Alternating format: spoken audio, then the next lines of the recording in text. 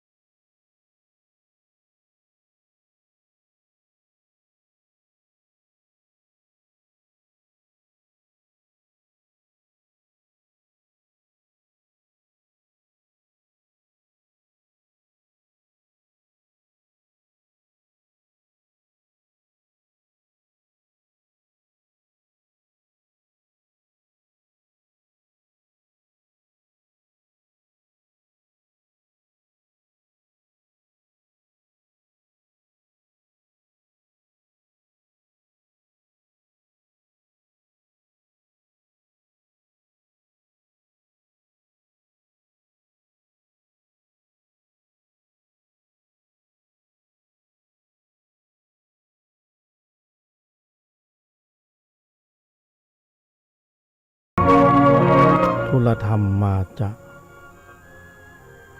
พุทธธรรมารัตนธรรมาธรรมเมตตากรุณาสาธุโธ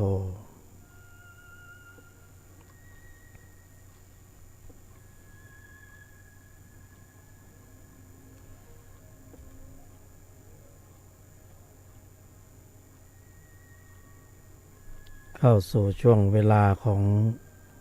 ทุลธรรม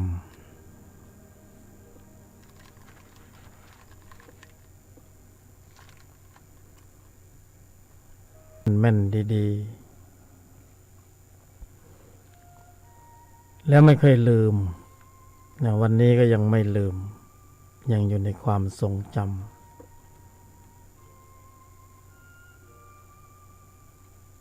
สาเหตุเพราะว่า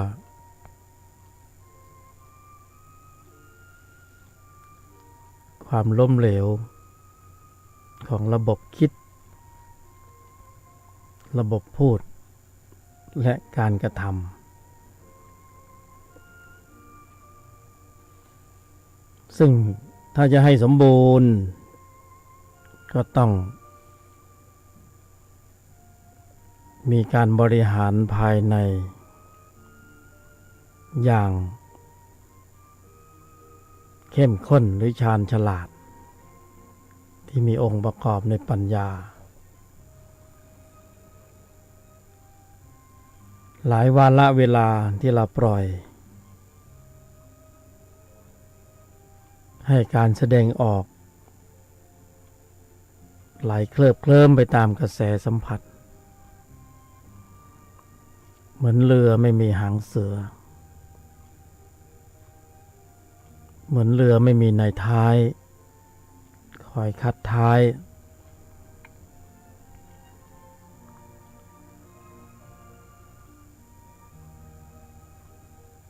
ก็ล้มเหลวหลายครั้งหลายคราจนเป็นความจำแม่น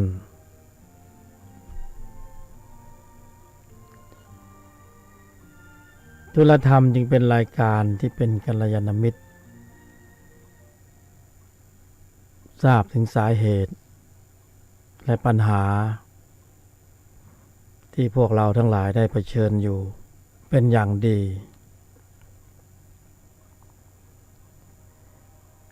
เพื่อความสมบูรณ์พร้อม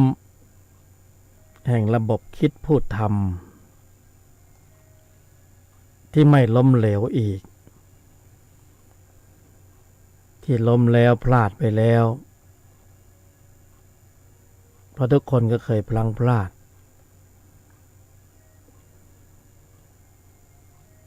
ธรรมะเมตตากรุณาสาธุถ้าเราได้ตั้งลำขึ้นมาใหม่โดยการเน้นและทำความเข้าใจในสภาวธรรมให้ดีโดยการบริหารการแสดงออกเสียใหม่ไม่เข้าร่องรอยเดิม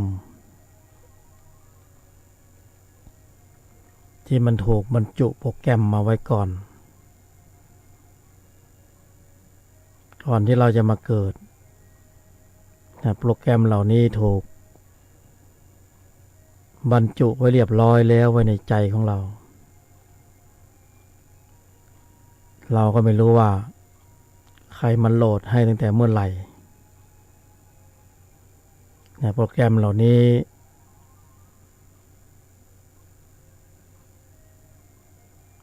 ช่างเป็นผู้ที่มีคุณเหลือเกินเราก็เป็นผู้ที่เป็นผู้ตามที่ดีให้ชี้นำอย่างไรแล้วก็ไปตามทิศทาง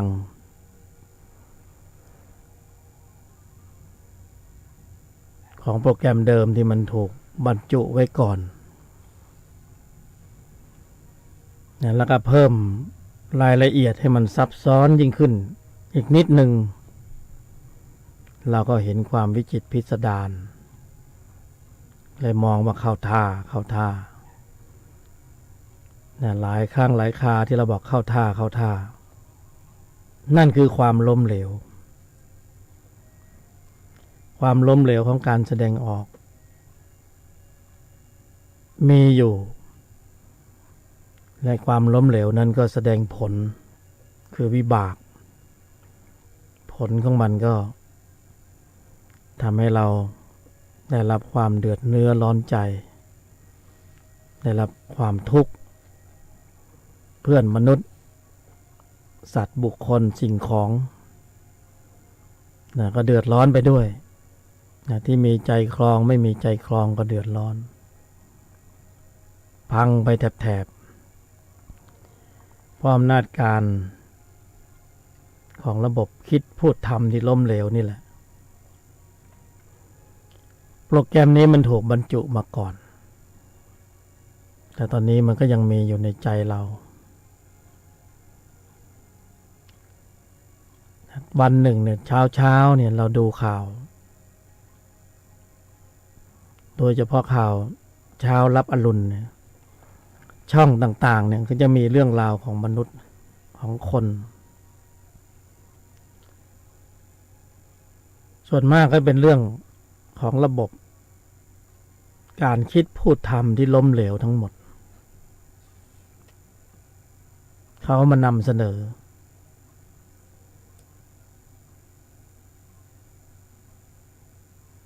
ให้เราได้ดูได้เห็นว่าระบบคิดพูดทำที่ล้มเหลวเนี่ยมันปล่อยให้อำนาจการของจิตโปรแกรมลักหึงหวงหน่วงเหนี่ยวโปรแกรมโลภโปรแกรมหลงโปรแกรมโทสะ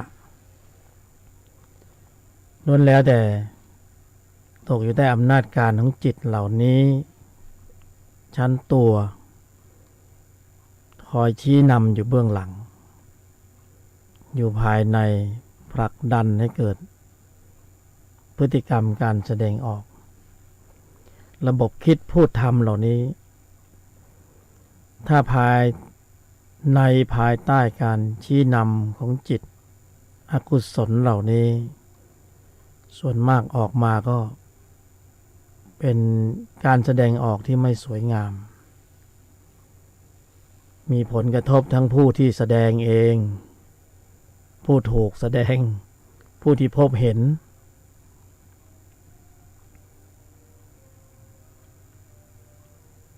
ก็อยู่ในวังวนนี้ซึ่งเมื่อไหร่จะพ้นไปจากวังวนนี้สักทีช่องทางนั้นมีอยู่ไม่ใช่มีโปรแกรมเดียวที่เราต้องใช้เนี่ยโปรแกรมรักโลภโกรธหลงกินกามเกียจโกงอัตตามานะทิฏฐิในใจเรานี่สามารถโหลดโปรแกรมดีๆสวยๆงามๆนะแล้วก็องค์ประกอบก็มีพร้อมนะเซตระบบนี้ขึ้นมาเสียใหม่แล้วก็พยายามที่จะทำให้คุ้นเคยหน่อยนะโปรแกรมเก่าหรือตัวโลภะโทสะโมหะวิชารักโลภโกรธหลงกินกามเกียจโกงมันคุ้นเคยและยิ่งกว่าคุ้นซะอีกทีนี้เราต้องคุ้นเคยโปรแกรมใหม่นะแอดโหลดโปรแกรมใหม่เข้าไปในใจที่มันมาตรฐานขึ้นให้มีความเข้มข้นทำความเคยชินให้มากๆที่เรียกว่าธุรธรรมแต่ธุรธรรมดำเนินเนี่ยเราเซตระบบนี้เข้ามาในใจของเราแต่ไม่ได้ยุ่งยากไม่ต้องกดปุ่มซ้ายปุ่มขวาไม่ต้องสัมผัสแค่กำหนดหมายแค่กำหนดหมายแค่นั้นกำหนดหมายด้วยอุบายวิธีอันแยบคาย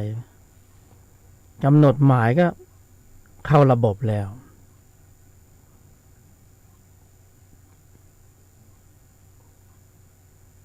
กำหนดหมายควบคุมการแสดงออก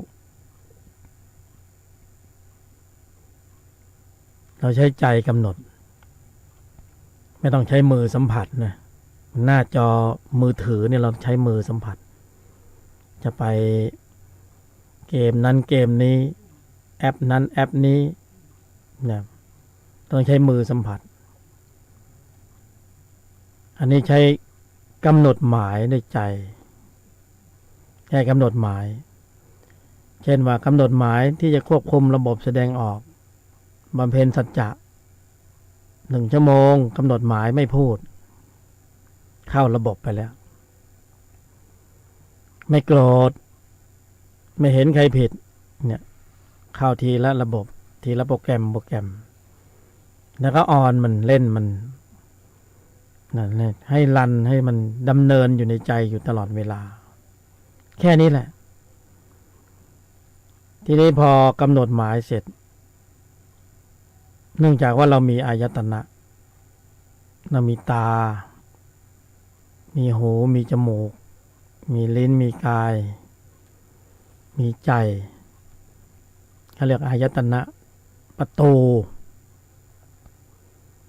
เพื่อที่มันจะได้สัมผัสสัมพันธ์เรียกว่าผัสสะกับสิ่งเร้าภายนอกกำหนดหมายแล้วนี่เมื่อเรากำหนดหมายแล้วอายตนะเหล่านี้มันก็จะเข้ามาแต่ในภายในที่ตั้งโปรแกรมไว้ก่อนว่าไม่โกรธนะไม่พูดนะให้กรองไว้ตลอดเวลายืนเดินนั่งนอนกินสูบดื่มเสพสัมผัสสัมพันธ์กับสรรพสัตว์ผู้คนหน้าที่การงานปะปนสัตว์อนุมัติตนเข้าไปเราตั้งโปรแกรมนี้ไว้อยู่ในใจเราออนไลน์อยู่ ระบบที่ทำงานผัสสะแล้วเราวางทิศทางของใจไว้แล้วบริหารให้ไปสู่ภาวะของคำว่าไม่พูดนะไม่โกรธนะไม่เห็นใครผิดนะแค่นี้เองเข้าระบบแล้วสิ่งที่มากระทบสัมผัสทางทวารต่างๆ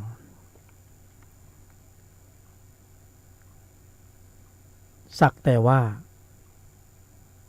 ไม่ต้องไปปรุงแต่งมันมากสักแต่ว่าในภาวะต่างๆถ้าเราไปกำหนดในความหมายลึกลงไปเนี่ยระบบมันจะที่ดำเนินอยู่เนี่ยมันจะตกไปมันจะเข้าไปสู่อีกระบบหนึ่งคือย้อนเข้าไปสู่ระบบเดิมคือระบบชั้นตัวมันก็จะปรุงอัตตาตัวกูขึ้นมาเมื่อตนภายในมีความระลึกขึ้นได้ว่ากำหนดหมายบำเพ็ญสัจจะไม่พูดไม่โกรธไม่เห็นใครผิดก็จะดึงกลับเข้าสู่ระบบของตนอีกครั้งหนึ่งก็เพื่อควบคุมการแสดงออก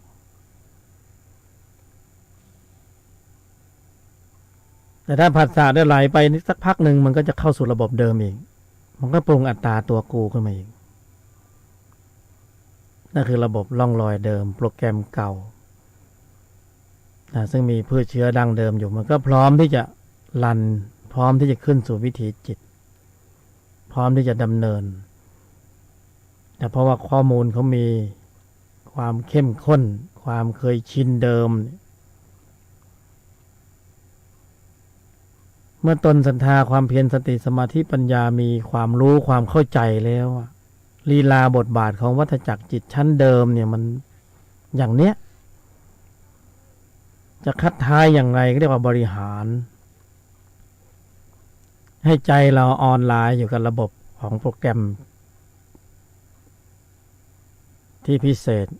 ที่เรียกว่าระบบโปรแกรมของมรรคให้ออนไลน์อยู่ในใจตลอดเวลามันสับเปลี่ยนกันแย่งชิงพื้นที่กันชิงไหวชิงพริบกันระหว่างจิตสองฝ่ายชั้นตัวมันก็จะระลึกนึกไปในบัญญัติเดิมที่เป็นอัตตาเป็นมานะเป็นทิฏฐิเป็นตัวกูชั้นตนก็จะต้องดึงกลับเซตให้เข้าสู่ระบบชั้นตนเพื่อปลดความรู้สึกที่เป็นอัตตาตัวกูออกเสริมกำลังให้เกิดกำลังของพละในภายในเนี่ยพละในภายในพอพละมีกำลังมากขึ้นอัตตาตัวกูมันก็จะลดปริมาณลงสิ่งที่มองเห็นแทนที่เป็นสัตว์บุคคลตัวกูเราเขาก็เห็นแค่เพียงสักแต่ว่าเห็นสักแต่ว่าได้ยินสักแต่ว่าได้กลิ่นมีสภาวธรรมเนี่ยมีองค์ความรู้ปรากฏเกิดขึ้นในภายในเห็นสภาวธรรมปรากฏเกิดขึ้นโดยเหตุด้วยปัจจัยแต่ถ้ามันเข้าไปสู่ระบบเดิมมันก็จะเห็นว่ากูเห็นกูรู้กูได้ยินกูได้กลิ่นแล้วมันก็จะมีจิตเพ่งโทษขึ้นมาอีกระดับชั้นหนึ่งว่าใครมาทำให้กูต้องเห็นต้องดูต้องรู้ต้องได้รับทราบเรื่องราวเหล่านี้แล้วมันก็ต่อเนื่องไปอีกก็เป็นอัตตาเป็นมานะเป็นทิฏฐินั่นคือปรุงไปในบัญญัติของวัฏจักรเดิมนั่นคือจิตในร่องรอยเดิมที่มันมีโปรแกรมของมันอยู่แต่เราใช้จนชินจนเคยชินซึ่งโปรแกรมเหล่านี้มันดำเนินโลดแล่นอยู่ในใจเราอยู่ตลอดเวลาเรียกว่าธรรมสายเกิดหรือวัฏจักรจิต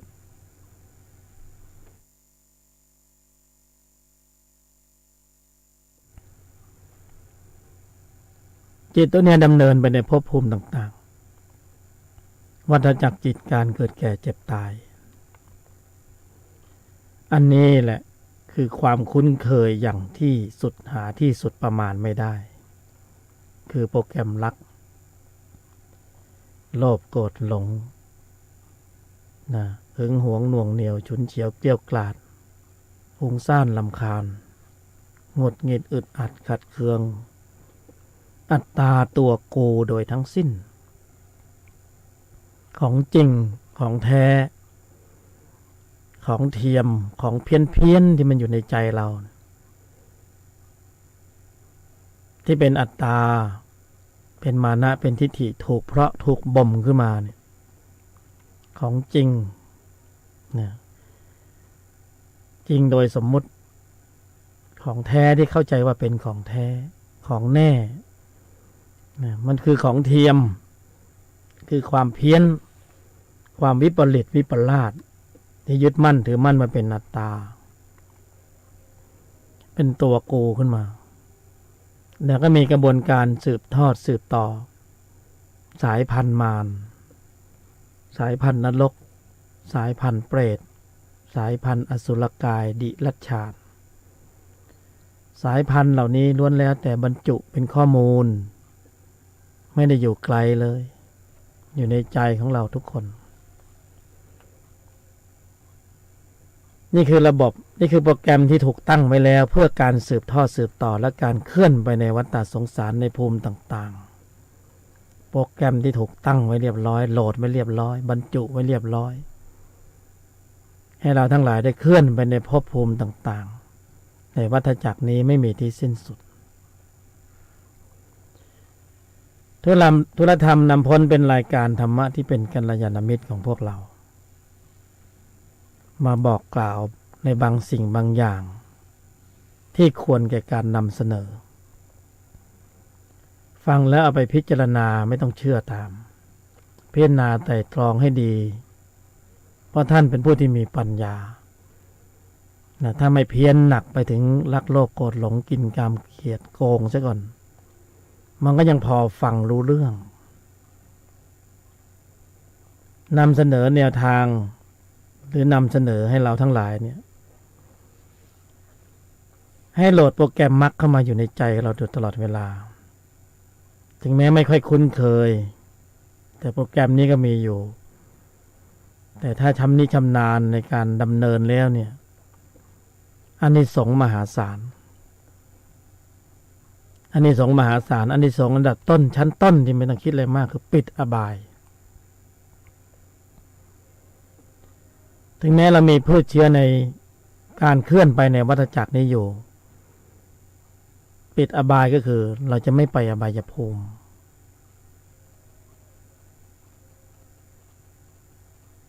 ผู้ปฏิบัติธรรมจะมีความมั่นใจและศรัทธาเชื่อมั่นในวิธีการในองค์ความรู้ที่ดำเนินได้เขาจะมีองค์ความรู้ผุดเกิดขึ้นมาว่าโอ้เราไม่ไปอบายภูมิอีกแล้วอันนี้เป็นคำกล่าวของนักปฏิบัติธรรมท่านหนึ่งเป็นคำกล่าวที่เพราะมากผู้บรรยายได้สนทนาเพียงแค่ไม่กี่นาทีก็พอจะเข้าใจในสิ่งที่เขาดำเนินเดี๋ยวเขาก็กล่าวมาว่าผมจะไม่ไปอบายภูมิอีกแล้วแสดงว่าเบื้องหลังการถ่ายทำนี่จะต้องมีการดำเนินในธุรธรรมมาพอสมควรความรู้ระดับนี้จึงปรากฏขึ้นมาได้แต่ในขณะที่พวกเราอยู่ในวังวนแห่งกินกามเกียรติโกงรักโลภโกรธหลงโลภะโทสะโมหะอวิชชาเขาเรียกอยู่ในวังวนอยู่ในน้ำวนมันดูดน้ำวนเนี่ยมันจะหมุนแล้วมันจะดูดสรรพสิ่งที่มันอยู่ข้างบนเนี่ยลงไปข้างล่างแล้วมันมืดมองอะไรไม่เห็นมันไม่ได้ผลักดันขึ้นเหนือน้ำเพราะนั้นระหว่างอยู่ในวังวนก็คืออยู่ในวังวนจับต้นชนปลายไม่ถูกมองอะไรไม่เห็นรู้แต่ว่าความเพี้ยนซึ่งไม่ใช่ความเพียรความเพี้ยนซึ่งไม่ใช่ความเพียรเนี่ยเห็นความเพี้ยนว่าเป็นสัจจะเป็นชีวิตเป็นวิถีชีวิตที่ต้องดำเนินก็เลยต้องอยู่ในวังวนต่อไป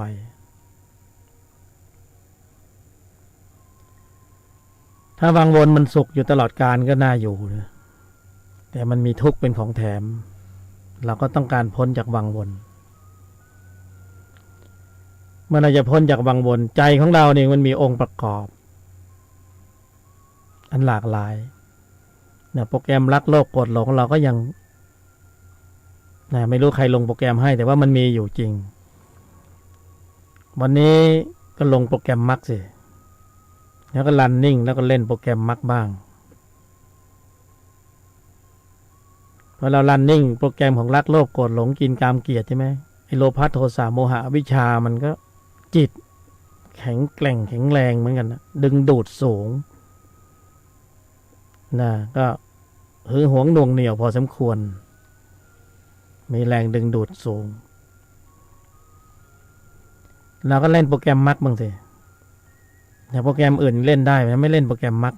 ทั้งที่องค์ประกอบข้อมูลในใจเราก็มีระบบนี้อยู่พร้อมมูลสำหรับแรงขับเคลื่อนบริหาร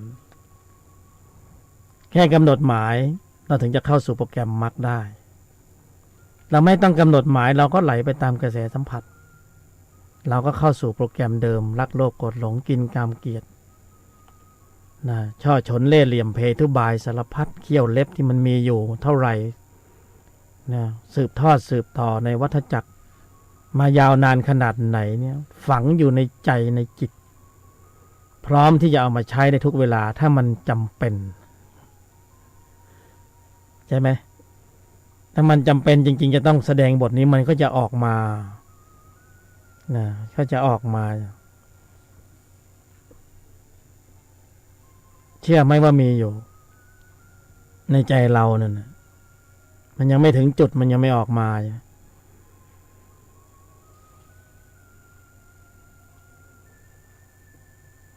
อริยจิตท่านถึงไม่ไว้วางใจโลกิยจิต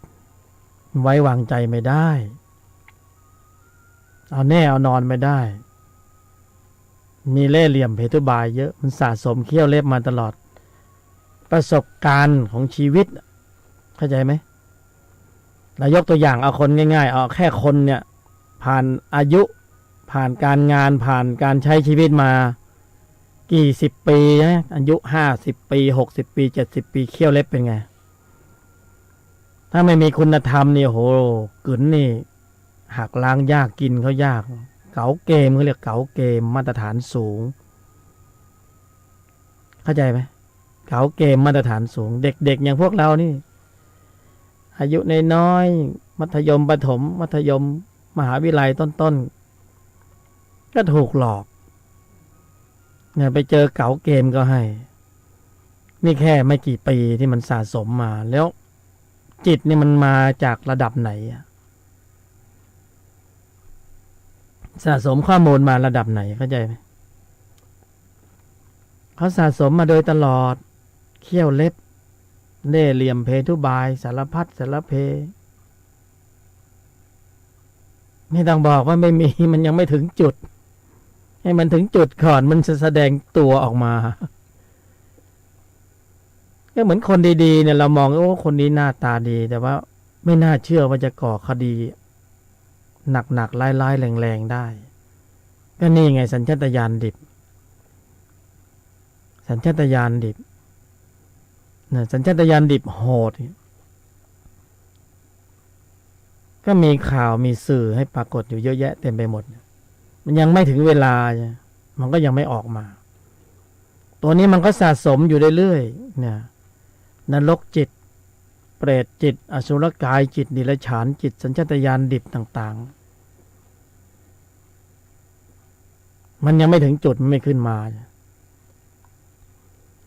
มันยังมีอยู่มีกำลังมีพืชเชื้อมีเผ่าพันธุ์ตัวนี้แหละคือจุดเกิดมีกำลังแรงดึงดูดสูงมันก็ดึงไปอยู่ในภพภูมิเผ่าพันธุ์นั้นๆเนี่ยอันนี้พูดถึงในฝ่ายของวัฏจักรการเกิดแก่เจ็บตายใช่ว่าเราจะไม่มีกำลังของจิตที่มีองค์ประกอบด้วยกุศลในระดับชั้นที่เป็นตนศรัทธาตนความเพียรตนสติตนสมาธิตนปัญญาใช่ว่าจะไม่มีเราก็สะสมมาตลอดระยะเวลาอันยาวนานเหมือนกันใช่ไหมไม่งั้นเราจะมาฟังธรรมะเข้าใจได้อย่างไรที่เราเข้าใจได้เพราะเรามีองค์ภูมิความรู้มีศรัทธาความเพียรสติสมาธิปัญญาเป็นชั้นจิตที่ฟังเข้าใจรู้เรื่องจิตมนุษย์ จิตเทวดาจิตพรหมจิตอริยจิตเข้ากระแสพืชเชื้อมีอยู่มีการเจริญอบรมสะสมพอสมควรเหมือนกันแต่ละภพแต่ละชาติใช่ไหมเราก็สะสมมาถึงวันนี้เรามาต่อยอดเราก็เพิ่มเติมข้อมูลเก่าในสัดส่วนที่ดีตนศรัทธาความเพียรสติสมาธิปัญญาก็ตัดสินได้ว่าไอ้ข้อมูลอกุศลนะไม่พึงสืบทอดสืบต่อแล้วโปรแกรมรักโลภโกรธหลงกินกามเกลียดเบาหน่อยหรือว่าหนักข้อยิ่งขึ้นเข้มข้นเข้าไว้กลัวจะจากกันไปไม่อยากจากที่รักไป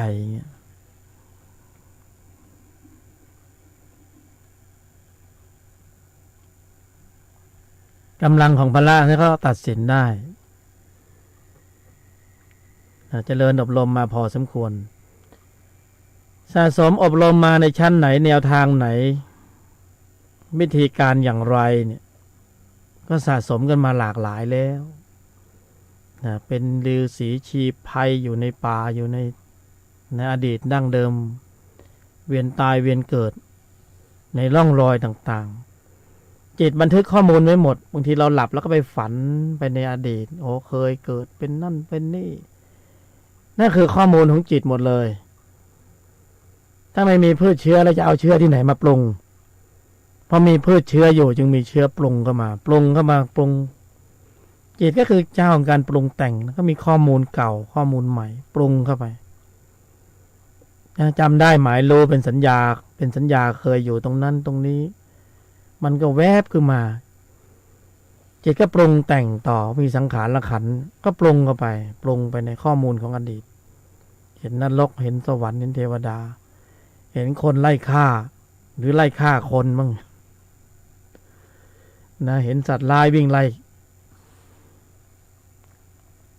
ในที่ต่างๆสารพัดข้อมูลของเราก็คือข้อมูลจิตของเรานั่นเองบางคนมันปรุงไปในข้อมูลตัวเองก็ไม่เข้าใจว่าข้อมูลจิตมันคือเจ้าแห่งการปรุงแต่งนะในระหว่างที่ยังไม่ถึงผลเนี่ยมันต้องปรุงอยู่ตลอดเวลาปรุงไปปรุงมามีอัตตามานะทิฏฐิมากก็เข้าใจว่าโอ้เห็นแล้วนรกเห็นสวรรค์เป็นผู้วิเศษแล้วอย่างนี้ก็มีถ้าถูกข้อมูลของเราเองเนี่ยแหละไม่ใช่ของใครแหละข้อมูลเราเองนี่แหละที่สะสมไว้หมดจิตมันสะสมข้อมูลก็คือยังเมาอยู่จะสั่งเมาก็ต้องเข้าโปรแกรมมรรคเมาวัฏจักรเมาอยู่ในวังวนของวัฒนธรรมจิตเดิมข้อมูลเก่าจะสั่งเมาได้ก็ต้องเริ่มสั่งเมาเห็นเป็นชั้นเข้าสู่โปรแกรมของมรรคเพราะโปรแกรมของมรรคนี่ดำเนินไปสู่ไม่ใช่รักโลภโกรธหลงกินกามเกลียดแล้วไม่ใช่โลภะโทสะโมหะอวิชชาแล้วไม่ใช่ความเพี้ยนความมืดบอดทางปัญญาดั้งเดิมแล้วหรือจะมืดบอดต่อไปก็เอา เข้าไปสู่องค์ความรู้ของความเข้าใจในวังวนแห่งวัฏจักรทั้งหมดแยกแยะแข็งแกร่งแข็งแรงแหลมคมเท่าทันรอบรู้และแยกแยะได้เพราะการดำเนินในโปรแกรมของมรรคไปสู่ผลคือฌาน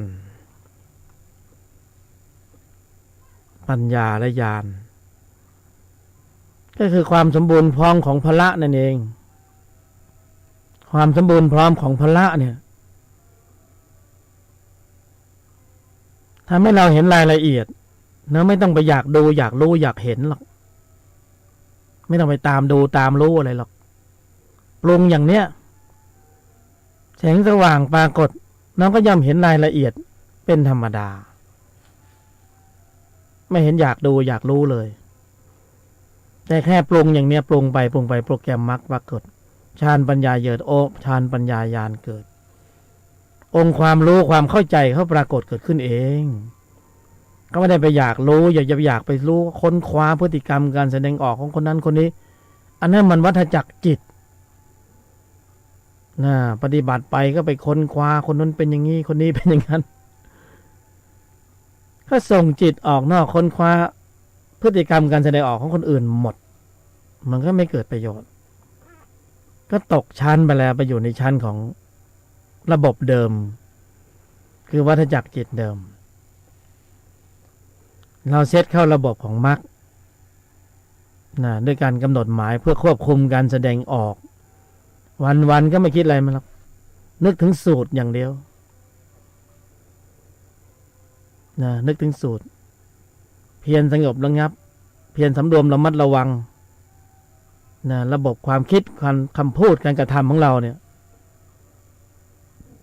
สำรวมอยู่แค่นี้รับชอบอยู่แค่นี้แหละไม่ต้องรับผิดแล้วรับชอบอยู่แค่นี้ในกรอบกำหนดหมายระลึกเลยอริยมรรคเป็นธรรมที่ต้องกำหนดเจริญกำหนดหมายในภายในอยู่ในกรอบของการควบคุมการแสดงออกโดยทั้งสิ้นไม่หนีออกจากกรอบนี้ถ้าออกนอกกรอบนี้ก็แสดงว่ากำหนดอย่างอื่นไม่ใช่กำหนดเพื่อจะเซตระบบโปรแกรมของมรรคขึ้นมาถ้ากำหนดอย่างนี้เนี่ยระบบของมรรคเขาจะออนไลน์ขึ้นมาเลยออนขึ้นมาในใจเลยทันทีเลยองค์ประกอบเขาก็จะเมื่อทั้งโยนิโสมนสิการมีสัมมาประธานมีอินทรีย์5พละ5ทุกอย่างจะมาประชุมรวมพร้อมกันหมดอ่ะแค่กำหนดหมายเป่านกหวีดทีเดียวปี๊ดเดียวมาเป็นชุดเพราะนี่ประเภททีมชุดใช่ไหมประเภททีมชุดเขามาเป็นชุด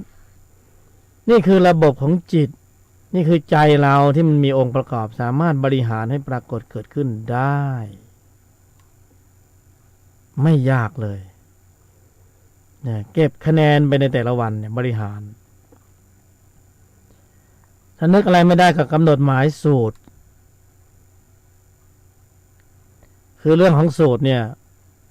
ไม่ถือเป็นมาตรฐานที่จะต้องมาดำเนินอย่างนี้แต่ว่าเป็นเพียงแค่กัลยาณมิตรนำเสนออุบายวิธีอย่างหนึ่งท่านปฏิบัติอย่างอื่นท่านมีอุบายวิธีอย่างอื่นก็ปฏิบัติไปแต่ท่านเห็นสมควรว่าจะใช้อุบายวิธีอย่างนี้ท่านก็ใช้ไม่ได้มีใครปิดกั้นเพราะว่าสูตรสำเร็จเคล็ดวิชานี้ไม่ใช่ความลับไม่ใช่สูตรขายก๋วยเตี๋ยวข้าวผัดที่ต้องปิดบังซ่อนเร้นไม่ให้ใครรู้เดี๋ยวมันจำสูตรน้ำจิ้มแล้วเราเดือดร้อนมีคู่แข่งเพราะสูตรนี้นี่เขาเป็นเคล็ดวิชาที่ไม่ลับเป็นสูตรสำเร็จเคล็ดวิชาที่ไม่ลับถ้าเป็นความลับเรื่องอะไรจะมาบอกแต่เพราะว่าไม่ลับนี่เองไม่ลับยังนำเสนอแล้วก็เปิดเผยแล้วก็ท้าทายเลยแน่จริงก็มาพิสูจน์สิข้างในถ้าไม่มีอัตตาจนเกินไปถ้าไม่มีนิฐิจนเกินไปถ้าไม่มีกำแพงความคิดไม่มีกำแพงทิฏฐิที่มันหนาจนเกินไปนะเขาก็จะรับฟังหรือมีดีกรีมีเฟอร์นิเจอร์มีหัวโขนอยู่มากช่วยไม่ได้เพราะมีหน้าที่มันนำเสนอก็นำเสนอไปเวลามันมีน้อยเนี่ยโรคหัวใจมาถามหาแล้วเดี๋ยวตายไปซะก่อนไม่มีใครมาบรรยายแล้วเรื่องนี้เพราะนั้นรีบบรรยายไปจะไปไหนก็ไป เวลามันมีน้อยเพราะนั้นสูตรสำเร็จเนี่ยเอาไปใช้ได้ถึงบอกแล้วว่าใช้ก็ใช้ไม่ใช้ก็ไม่ว่าอะไรเป็นเพียงแค่อุบายวิธีอย่างหนึ่งในเมื่อเป็นกัลยาณมิตรจะนำเสนอสิ่งเหล่านี้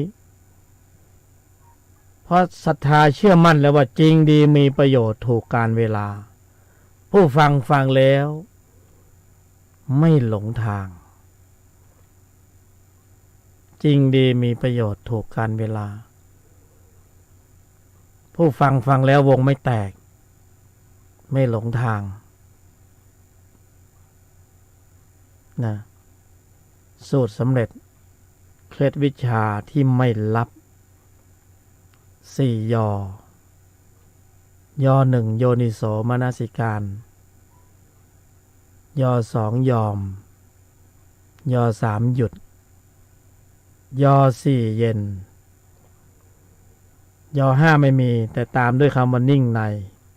ไม่โต้ตอบโยนิโสมนสิการเป็นองค์ธรรมกุศลจิตที่พระพุทธองค์ทรงสรรเสริญองค์ธรรมกุศลจิตนี้มากในหลายที่หลายแห่งที่เสด็จไปโปรดเวนยสัตว์ในภูมิต่างๆโยนิโสมนสิการขึ้นอยู่ในกรอบของการกำหนดหมายเพื่อควบคุมการแสดงออกเช่นตั้งโจทย์นโยบายว่าไม่พูดไม่โกรธไม่เห็นใครผิดข้อใดข้อหนึ่งแล้วก็ดำเนินอยู่แค่นั้นกรองไว้ในใจอยู่ตลอดเวลาเป็นการเข้าสู่ระบบของอริยมรรคมีองค์ 8ถ้าระบบนี้ออนไลน์อยู่ในใจเราปลดปัญหาไม่มีปัญหาว่างไม่มีเหตุผลถกเถียงลดอัตตาเนี่ยลดอัตตาคือลดมึนมันยาแก้ปวดลดอัตตาลงในระดับหนึ่งลดมานะลดทิฏฐิขับเคลื่อนดำเนินภูมิต้านทานทางจิตคือพละ5ภูมิคุ้มกันทางจิตคือพละ5ศรัทธาความเพียรสติสมาธิปัญญาเป็นกำลังทวีกำลังขึ้นมานะแล้วทำได้แล้วจะนึกว่าโอ้ขอบคุณแต่เนอะหาฟังได้ยากขนาดนะเกิดมาเพิ่งเคยได้ยินนี่มีจริงเป็นจริงสามารถบริหารจัดการปลูกสร้างภูมิต้านทานตรงนี้ขึ้นมาได้ด้วยตนของตนเองตนแลเป็นที่พึ่งแห่งตนตนในที่นี้คือตนศรัทธาความเพียรตนสติตนสมาธิตนปัญญาเป็นผู้ที่ทรงภูมิลำดับสู่เจ้าแห่งความเข้าใจทำลายเจ้าแห่งความเพี้ยนเจ้าอัตตาตัวกูมานะทิฏฐิเจ้าแห่งความเพี้ยนใช่ไหมถ้าเราดำเนินอยู่ในลักโลภโกรธหลงกินกามเกียรติโกงคือเพี้ยนไปเรื่อยๆเพี้ยนมากขึ้นเพี้ยนตามลำดับเพี้ยนไม่มีที่สิ้นสุดเพี้ยนไม่มีที่สิ้นสุดเพี้ยนเข้มข้นถึงที่สุดมันก็วีแตกแต่นี่คือเจ้าแห่งความเข้าใจเจ้าแห่งความแยกแยะได้ว่านี่สมมุติบัญญัตินี่สักแต่ว่าอย่าไปยึดมั่นถือมั่นมันมากเกินไปอย่าไปจริงจังเอาเป็นเอาตายเพราะมันเป็นสมมุติบัญญัตินี่ปรมัตถบัญญัตินี่กุศลผลบารมีนี่โอ้สารพัดแยกแยะองค์ความรู้จะผุดเกิดขึ้นเองขอให้ปรุงเหตุให้สมบูรณ์เถิดล้วงลึกนะล้วงเอากึ๋นเดิมๆออกมาโอ้เห็นหมดเลยเนี่ยที่แท้จริงเนี่ยที่ว่าเราเป็นอัตตาตัวกูที่แท้มันคือนรกโอ้ที่เป็นอัตตาตัวกูลึกๆโผล่ออกมาที่แท้มันก็คือเปรตธรรมดานี่เองจะวิเศษวิโสขนาดไหนดูเฟอร์นิเจอร์ภายนอกโอ้สุดยอดเลยที่แท้ก็คืออสุรกาย อสุรกายอย่าไปเน้นแรงที่แท้ก็คืออสุรกายคือนรกคือเปรตคือดิลฉานภูมิสันทัตญาณดิบโหดโอ้ล้วงออกมาแล้วออกมาทีละตัว2ตัวเห็นแล้วนี่เลยนี่คือเรียกว่ากูนี่คือเรียกว่าอัตตาตัวกูนี่หรือเรียกว่าเราเนี่ยที่แท้ก็คือนรกธรรมดานี่เองเปรตอสุรกายดิลฉานมันมีข้อมูลอยู่ในใจของเรามันแสดงตัวออกมาเพราะเรามีกำลังของจิตที่มีองค์ประกอบด้วยกุศลในระดับชั้นของมรรคปรุงแล้วเกิดเป็นฌานเป็นปัญญาเป็นญาณจึงเห็นมันมันไม่ใช่อัตตาตัวกูเห็นแล้วยังเห็นมันแล้ว ก่อนหน้านี้ไม่เห็นเพราะเราไม่มีฌานปัญญาญาณจะไปส่องรู้ดูเห็นอะไรเราไม่เข้าโปรแกรมของมรรคนี่เราเข้าโปรแกรมรักโลภโกรธหลงเราก็ไม่เห็นเป็นอัตตาตัวกูก็เพี้ยนอยู่วันนี้เราเห็นเป็นโอ้แยกแยะล้วงลึกถอดถอนออกมันเสียนะนรกเปรตอสุรกายเดรัจฉานมันอยู่ในตำแหน่งนี้อยู่ในเก้าอี้นี้ในฐานะนี้มันเป็นยังไงสร้างความเดือดเนื้อร้อนใจนะไปทั่วเลยเพราะฉะนั้นต้องถอดถอนออกตำแหน่งถ้ามันอยู่ในตำแหน่งมันสามารถออกกฎบัตรกฎหมายกฎระเบียบเข้าข้างตัวกูของมันเข้าใจไหมนั่นแหละสัญชาตญาณดิบเพราะนั้นมันล้ำลึกเรากำลังสู้กับสายพันธุ์นรกเปรตอสุรกายเดรัจฉานซึ่งมันมีโปรแกรมอยู่ในใจของเราและมันดำเนินอยู่โดยปกติวิสัยเราก็นึกว่านี่คือการดำเนินด้วยอัตตาตัวกูของเราความปรุงไปในสมมุติ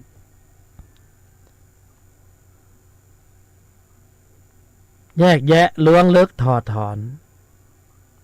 แข็งแกร่งแข็งแรงแหลมคมเท่าทันรอบรู้แยกแยะล้วงลึกถอดถอนมันออกด้วยอำนาจการของจิตที่มีองค์ประกอบด้วยฌานปัญญาญาณถ้าไม่มีฌานปัญญาญาณจะเอาอะไรไปต่อสู้กับมันฌานปัญญาญาณเป็นผลปรุงมาด้วยเหตุแห่งสมถะวิปัสสนาที่ท่านทั้งหลายปรุงอยู่ใช่ไหมต้องการอะไรฌานปัญญาญาณหรือจะเอาสมบูรณ์แบบครบสูตรเลยทั้งสมถะทั้งวิปัสสนาต้องกำหนดควบคุมการแสดงออกอริยมรรคเป็นธรรมที่ต้องกำหนดเจริญมีทั้งสมถะและวิปัสสนาอยู่ในนั้นปรุงเป็นเหตุส่งผลสู่ฌานปัญญาญาณในภายในปัจจตังผู้สัมผัสผู้ปฏิบัติสัมผัสได้ฌานปัญญาญาณในกำลังของพละระดับนี้ทำให้พละ5อินทรีย์5แข็งแกร่งแข็งแรงแต่ทุกวันนี้บ่อรักไม่แข็งแกร่งไม่แข็งแรงอ่อนแออะไรแข็งแกร่งอะไรแข็งแรงทุกวันนี้จิตที่มีตัวประกอบด้วยอัตตาตัวกูโลภะโทสะโมหะอวิชชาปฏิเสธได้ไหมไม่กล้าปฏิเสธเพราะเรายังสนองในอารมณ์ของวัฏจักรจิตเดิมอยู่ยังอยู่ภายใต้การชี้นำของจิตเหล่านี้อยู่เสียงกระทบหูตาเห็นรูปเรายังโกรธอยู่เรามันเปราะบางเพราะระบบควบคุมการแสดงออกเราไม่ทำงานทำไมจึงเปราะนั่งกินข้าวอยู่ด้วยกันเขม่นกันนิดเดียวนะไล่เอาช้อนซ่อมแทงกันทำไมเราจึงเปราะเพราะเราไม่ได้เจริญอบรมศึกษาปฏิบัติระบบควบคุมการแสดงออกเลยเราปล่อยให้ใจของเราไหลไปตามกระแสซ้ำผัดพอมันไหลไปมากขึ้นโลภะโทสะโมหะอวิชชามันย่อมแข็งแกร่งแข็งแรงชี้นำให้ระบบคิดพูดทำล้มเหลวอย่างนี้เขาเรียกว่าเปราะบางนักเลงเขานึกว่าแน่ที่ไหนได้นั่นคือเปราะบางเพราะทนต่ออำนาจการกระทบสัมผัสทางทวารต่างๆไม่ได้เปราะบางเสียหน้าเสียราคาเสียผลประโยชน์ก็เปราะบางพอกระทบสัมผัสก็หลุดการแสดงออกก็หลุดใช่ไหมเปราะบางถ้ายิ่งไม่โยนิโสมนสิการไว้ก่อนเนี่ยในหมู่กลุ่มในที่ทำงานในสำนักงานต่างๆนะอบตข้าราชการต่างๆเวลาเราไปเนี่ยเราไปกระเซ้าเย้าแย่ไม่ใช่อะไรหรอกถามนู่นถามนี่มากๆบ่อยๆเลยเป็นยังไงโดนสวนกลับมาเขาก็โมโหขึ้นมาแสดงว่าไม่ได้เจริญอบรมศึกษาปฏิบัติเลยเปราะบางอันตรายไหมอันตรายเพราะไม่มีระบบภูมิคุ้มกันที่ดีพอเนี่ยมีโอกาสล่อแหลมใช่ไหมในการที่จะวาจาล่วงหล่นพฤติกรรมการแสดงออกเพราะนั้นระบบควบคุมการแสดงออกจึงสำคัญมากในชีวิตประจำวันสำคัญมาก ถ้าเราไม่มีระบบนี้ผู้คนในสังคมจะขัดแย้งกันอยู่ตลอดเวลาทะเลาะกันเรื่องเล็กๆน้อยๆขี้เล็บมันก็ขึ้นแล้วนะยิ่งเป็นวัยรุ่นนักเรียนนักศึกษานี่เห็นดูดีๆสวยๆงามๆหล่อๆอย่างนี้นะเวลาเป็นไงสัญชาตญาณดิบขึ้นเลยนะก็แสดงว่าเปราะบางมันช่วยไม่ได้เพราะระบบการศึกษามันส่งเสริมโลภะโทสะโมหะอวิชชาในวัฒนธรรมจิตเดิมมันไม่ได้ส่งเสริมระบบควบคุมการแสดงออกเพราะนั้นจึงเปราะบางคนไม่ได้มือถือเป็นไงฆ่าตัวตายแขวนคอบางคนอกหักเป็นไงเพราะการเรียนการสอนมุ่งไปสู่การแสวงหาผลประโยชน์เมื่อจบการศึกษาแล้วคุณจะต้องทำงานดีได้เงินดี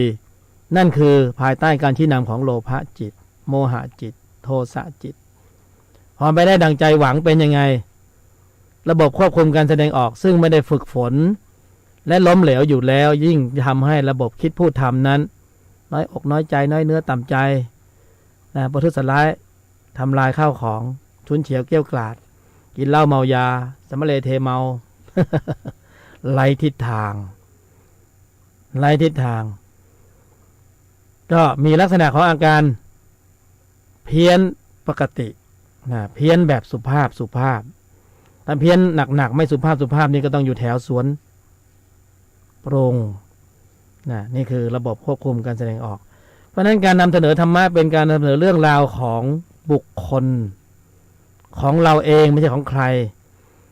เพราะว่าสิ่งแวดล้อมเราไม่สามารถไปกำหนดหมายและไปกำหนดบริหารระบบคิดพูดทำของใครได้นอกจากเราต้องบริหารของเราเองแค่นั้นน่ะ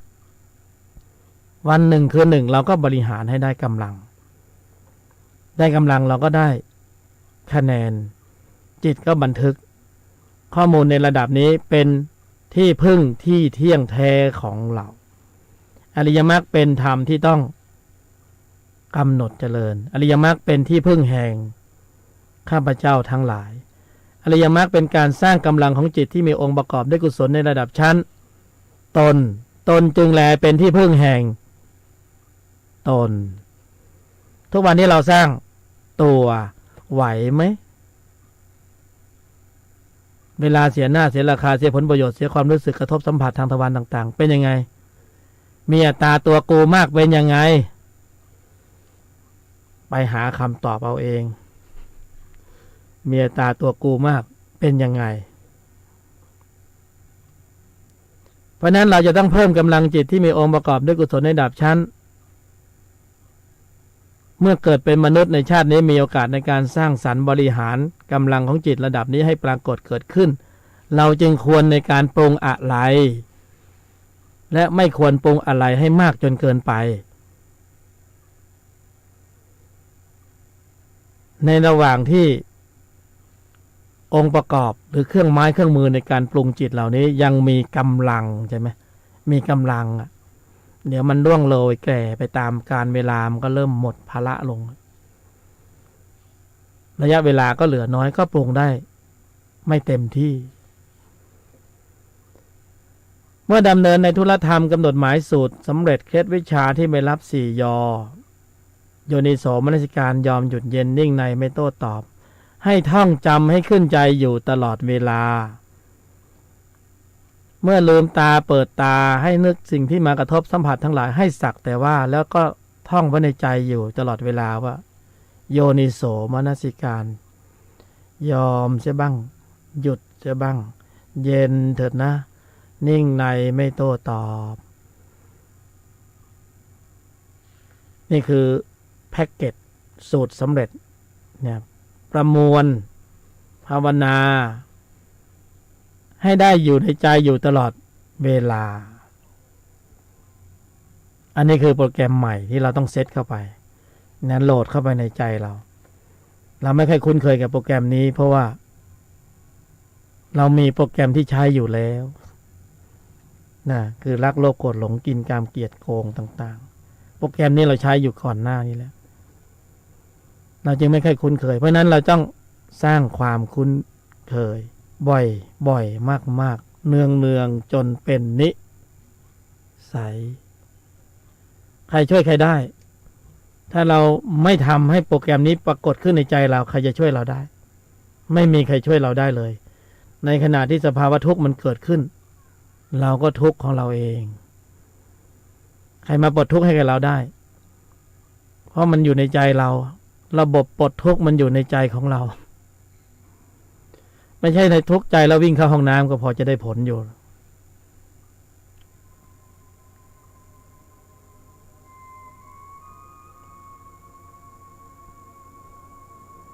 ตนแลเป็นที่พึ่งแห่งตนนะตนนั่นแหละอยู่คู่กับตัวแต่ตัวกับตนคนละอย่างกันองค์รวมเรียกว่าเราเพราะนั้นจงฟื้นกำลังของจิตที่มีองค์ประกอบด้วยกุศลในระดับชั้นตนซึ่งมีอยู่แล้วมีอยู่จริงในใจของเรา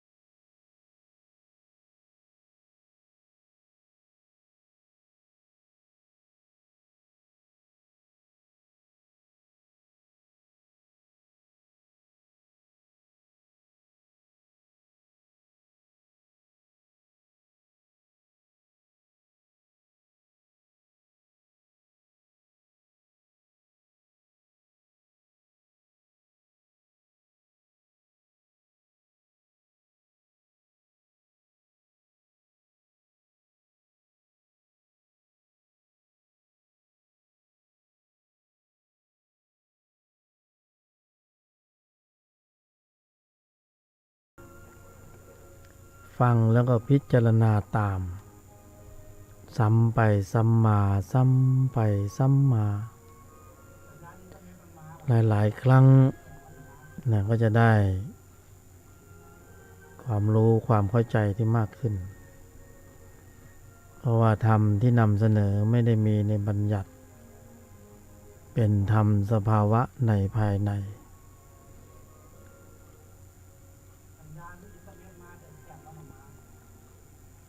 เป็นธรรมสดไม่ใช่เบียร์สดแต่มันไม่เหมือนกับโทรศัพท์มือถือที่ว่าเอามาแล้วก็มาสอนกันแต้มตรงนั้นแตะตรงนี้ก็ยังถือว่ายาก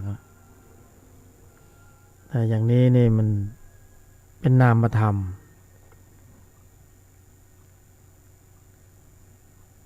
ไม่มีสัญลักษณ์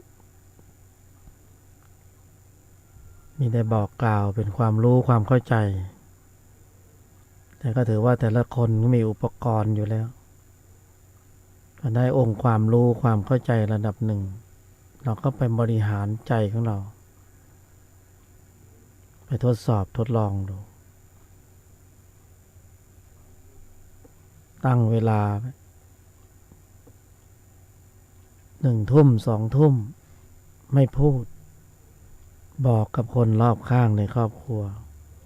จะบำเพ็ญแล้วนะใครจะยั่วอะไรก็ยั่วมาเถอะจะถือว่าสักแต่ว่าเป็นข้อสอบทั้งนั้นสักแต่ว่านี่เป็นคาถาได้มาจากพระแม่กวนอิมท่านบอกเวลาตอนเช้าเปิดตาลืมตาก็ให้สักแต่ว่าอย่าไปปรุงแต่งเวลาจะหลับตาก็หายใจเข้าพุทธหายใจออกก็โทท่านฝากมาสักแต่ว่านี่ใช้ได้ดีส่วนมากเราตาเห็นรูปหูได้ยินเสียงกระทบสัมผัสมันไม่ใช่สักแต่ว่ามันกลายเป็นว่าใครมาว่าแทนที่สักแต่ว่ากระทบสัมผัสมันปรงไปแล้วระดับหนึ่งแต่ว่าใครมาว่ามีกูขึ้นไปรับอีกใครมาว่ากูแค่นี้กูก็ขึ้นแล้วโกมันเจ้าบรรจุข้อมูลเพี้ยนไว้เพราะนั้นกูก็เลยขึ้นใครมาว่ากูแต่ถ้าสักแต่ว่าก็เบาตัวจะลดปัญหาไปได้ระดับหนึ่งนี่เราก็ใช้เป็นบททดสอบในสถานที่ที่สำคัญและอยู่ใกล้ใกล้ตัวเรามากที่สุดก็คือในครอบครัวระหว่างที่มีแรงต้านมากเนี่ยเราต้องใช้กำลังของความทนสูงไอ้ความทนสูงบารมีในภายในเนี่ยมันจะเกิดกำลังขึ้นมาบารมีสัจจะบารมีสมาธิบารมีความเพียรบารมีขันติบารมีอุเบกขาก็เรียกว่าบารมี10 ทัศน์ครบองค์ประชุมอยู่ในนี้หมดใน1 ชั่วโมงที่เราปรุงในสถานการณ์จริงที่มีการกระทบสัมผัสทางทวารต่างๆแต่ไม่พละเนี่ยถูกฝึกในสถานการณ์จริงพละก็เหมือนทหารที่เคยออกรบเหมือนทหารที่เคยออกรบพละก็แข็งแกร่งแข็งแรงมากกว่าทหารที่อยู่แต่ในค่ายเล็งยิงแต่เป้ายิงไม่ใช่ไปเป้าอย่างอื่นเพราะฉะนั้นทหารที่ผ่านการรบมาแล้วเขาก็จะเป็นอีกแบบหนึ่งนี่ผู้ปฏิบัติเนี่ยอยู่ในชีวิตประจำวันผ่านการกระทบสัมผัสทางทวารต่างๆโดนข้อสอบมาเยอะผ่านสักแต่ว่ามาเยอะกระทบสัมผัสทางทวารต่างๆควบคุมได้แสดงว่าพละมีกำลังควบคุมไม่ได้แสดงว่าวัฏจักรจิตมีกำลังเพราะฉะนั้นก็วัดกันหน่อยแล้วก็เป็นธุรธรรมเนี่ยเราก็บริหารแล้วก็ไม่ได้ซับซ้อนไม่ได้ยุ่งยากไม่ต้องมีกฎระเบียบไม่ต้องมีสีสันไม่ต้องมีพิธีกรรมกำหนดหมายตรงไหนตรงนั้นนะคือข้อสอบคือสนามฝึกเราผ่านการกระทบสัมผัสแล้วนิ่งได้นะก็แสดงว่าอริยจิตเนี่ยเริ่มถามหาอริยจิตนั้นเกิดอริยจิตเกิดก็ใจเราก็บันทึกข้อมูลของอริยจิตไว้แสดงว่าตีตั๋วไปอริยภูมินะไม่กระทบสัมผัสทีใดเราก็ควบคุมตัวเองไม่ได้เราปรารภผลประโยชน์เราเสียหน้าเสียราคาเสียผลประโยชน์เราก็ใช้ระบบคิดพูดทำดั้งเดิมภายใต้แรงขับโลภะโทสะโมหะอวิชชาเราไม่รู้มาก่อนเลยหรือว่าโลภะนี่คือเปรตโทสะคือนรกอสุรกายดิลฉานต่างๆเนี่ยมันอยู่ในนี้เราปรุงมันบ่อยๆเราเปราะบางเราเคลิ้มตามกระแสสัมผัสไหลไปปรุงจิตตัวนี้ขึ้นมาบ่อยๆนรกถามหา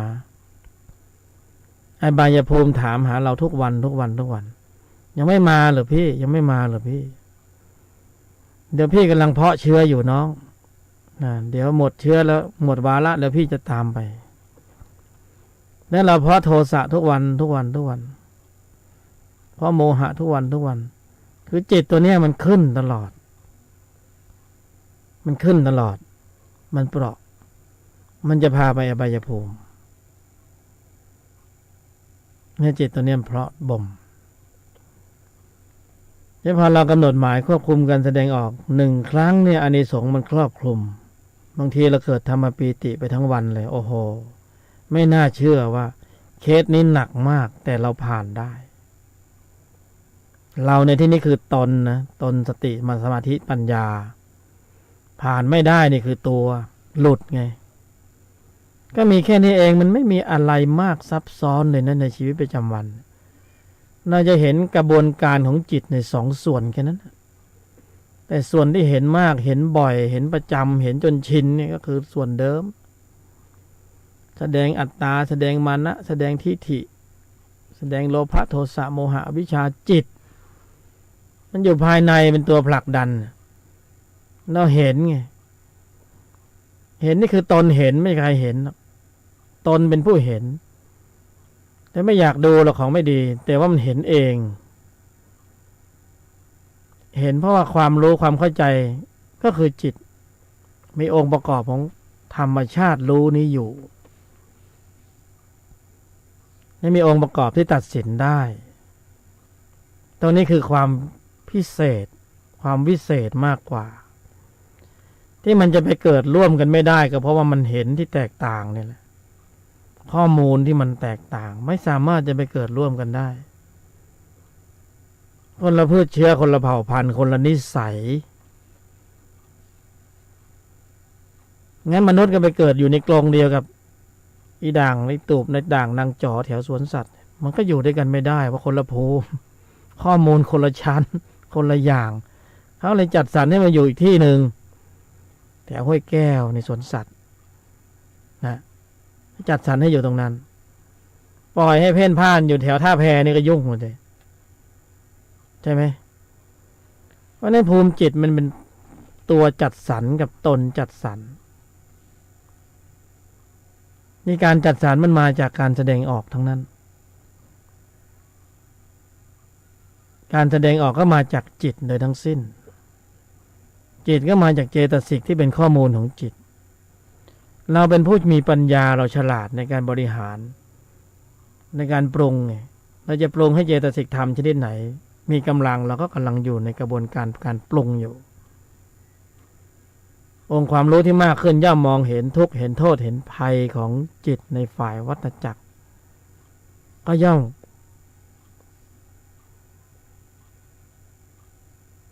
มองเห็นแล้วไงก็ย่อมจัดสรรชั้นไหนชนิดไหนมันอยู่ที่เราเห็นหรือยังถ้าเราเห็นว่านี่มัน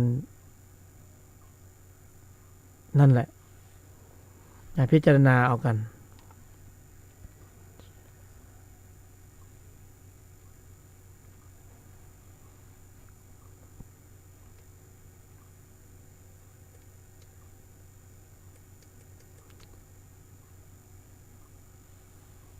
0538102232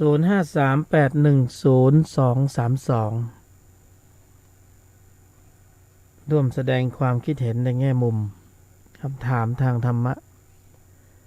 สภาวะนักปฏิบัติวิธีการดำเนินโปรแกรมของมรรค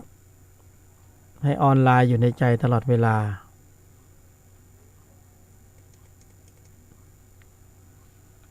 มีประเด็นไหนก็นำเสนอได้วันนี้ใช้810232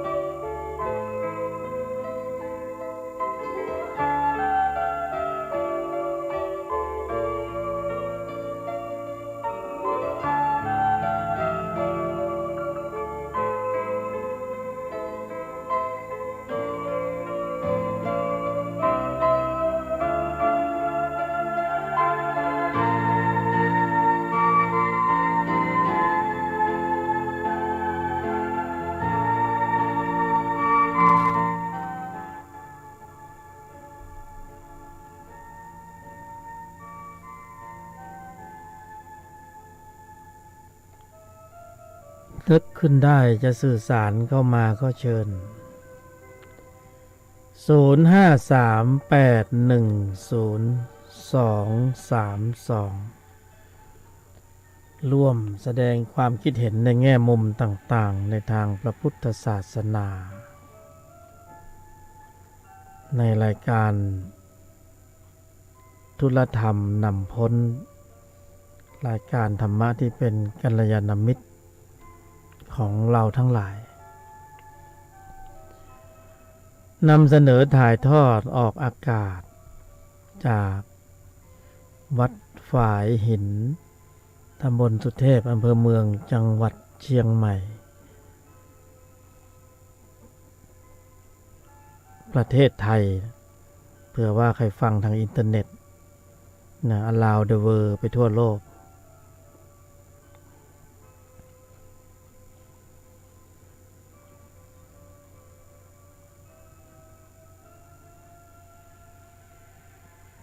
เดี๋ยวในยุคนี้ต้องปฏิบัติธรรมต้องใช้สูตรนะความเจริญทางเทคโนโลยีต่างๆก้าวหน้า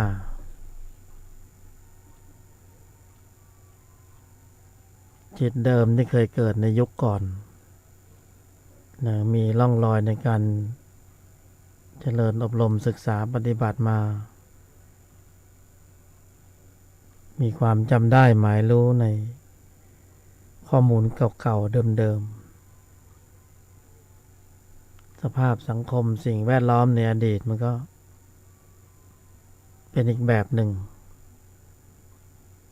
พอมาเกิดในยุคนี้สภาพสังคมสิ่งแวดล้อมเทคโนโลยีต่างๆมันไปอีกแบบหนึ่ง